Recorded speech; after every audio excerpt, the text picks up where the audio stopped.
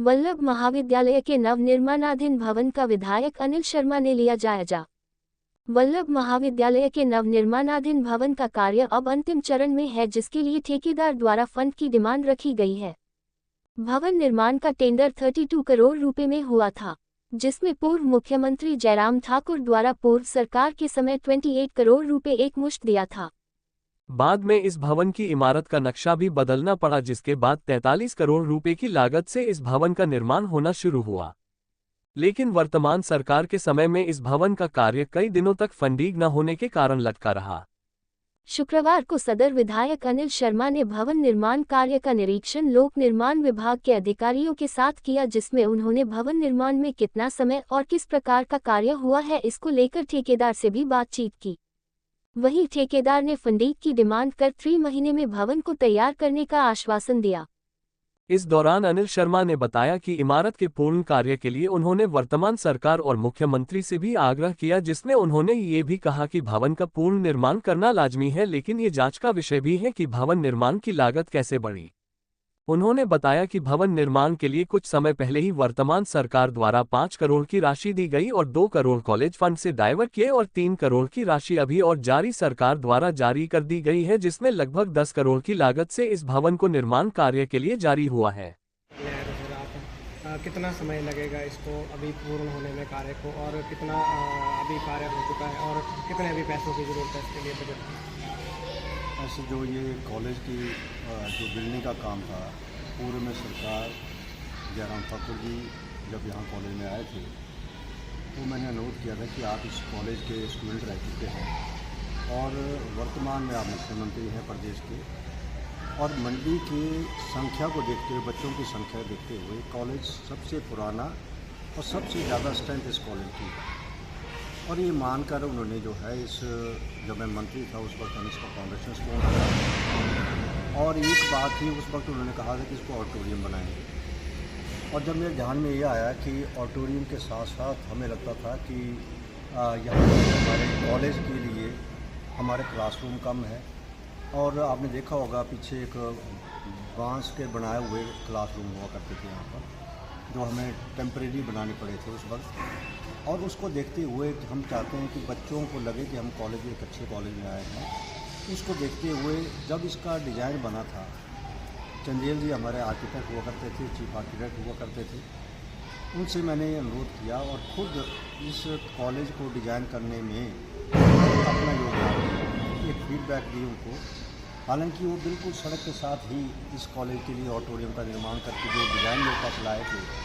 तो मैंने कहा कि जब आप सड़क से जाएंगे तो ऑडिटोरियम की जितनी बड़ी बिल्डिंग है जब नज़र आएगी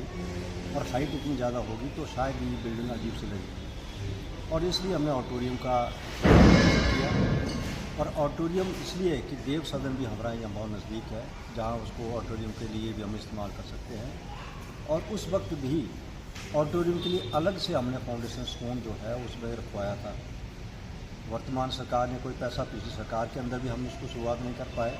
वर्तमान सरकार तो शायद उसको अब करें ना करें, परंतु इस बिल्डिंग को पूरा करने के लिए, क्योंकि लगभग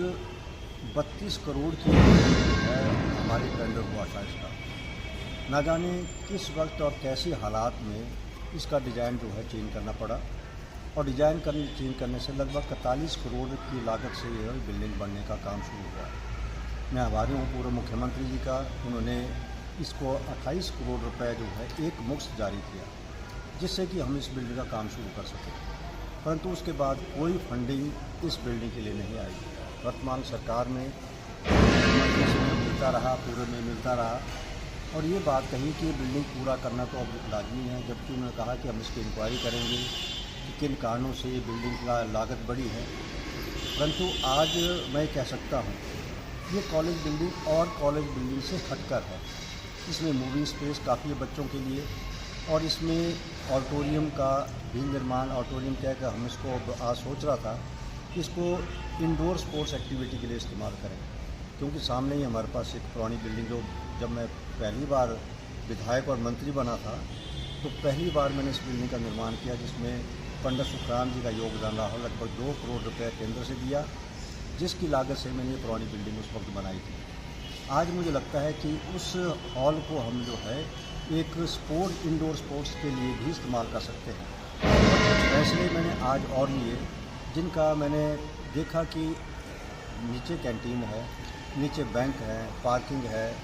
ये एक्टिविटी मैंने नीचे रखवाई और सब एंटर जब करेंगे तो एक लॉन से आप एंटर करेंगे सो दैट कि लगे कि हमें कॉलेज के बच्चों को महसूस हो। और इस तरफ को भी आप देखेंगे कि पौड़ियाँ लगी होगी कि बच्चे बैठेंगे और रिलैक्स करने के लिए भी उनको इस तरीके से एक माहौल बनाने का मैंने प्रयास किया है कि बच्चे जो आएँ वो इस कॉलेज को ऐसा लगे कि हम एक ऐसे कॉलेज में बैठें जहाँ हर तरह की सुविधा हो। तो इसलिए आज निर्णय लिया कि उसकी फ्लोरिंग को यदि हम वुडन फ्लोरिंग कर देते हैं तो उसमें उसको हम बास्केटबॉल के लिए, वॉलीबॉल के लिए, बैडमिंटन के लिए और स्पोर्ट्स एक्टिविटी के लिए, क्योंकि कॉलेज तो है परंतु कॉलेज के लिए ग्राउंड भी है, पर ग्राउंड होना हमारे पास स्पोर्ट्स के लिए बहुत बड़ी उपलब्धि है हमारे लिए। परंतु इसके साथ साथ कॉलेज के अंदर अपने इंडोर हॉल हो, उसके लिए भी मैंने आज कहा है कि इसकी फ्लोरिंग का भी हमें एस्टिमेट दें तो हम इसकी फ्लोरिंग जो है स्पोर्ट्स एक्टिविटी के हिसाब से भी जोड़ा जाए। मेरा प्रयास रहेगा कि आज ठेकेदार से जो मैंने बात की है, जो हमारे मंडी के ही कॉन्ट्रैक्टर हैं उनसे बात की है, उन्होंने कहा कि हमें फंड मिलता है तो हम इसको 3 महीने के अंदर इसको ख़त्म कर सकते हैं, 3 महीने के अंदर हम इसको हैंड ओवर कर सकते हैं बिल्डिंग को। और ये मैं अभी मुख्यमंत्री से मिल के आया पीछे और मैंने उनकी जानकारी ली कि मुझे इसके लिए पैसे करें और उन्होंने 5 करोड़ रुपया पिछले समय दिया और लगभग 3 करोड़ रुपया और कॉलेज फंड से ही हमने इसमें डाइवर्ट किया 2 करोड़ रुपया और 3 करोड़ अभी कल ही इसके लिए और जारी कर लगभग 10 करोड़ रुपया जो है वो हमने इसमें कंस्ट्रक्शन के लिए जारी कर दिया है। अब लगभग 6 या 7 करोड़ रुपया और इसमें जो है अनुमानित लागत जो है इसमें और आने वाली है। और ये मैं इस विश्वास से कह रहा हूँ कि इसके लिए भी मैं मंत्री से मिला हूँ और मंत्री जी ने एश्योरेंस दी है, मुख्यमंत्री ने एश्योरेंस दी है। तो मुझे लगता है कि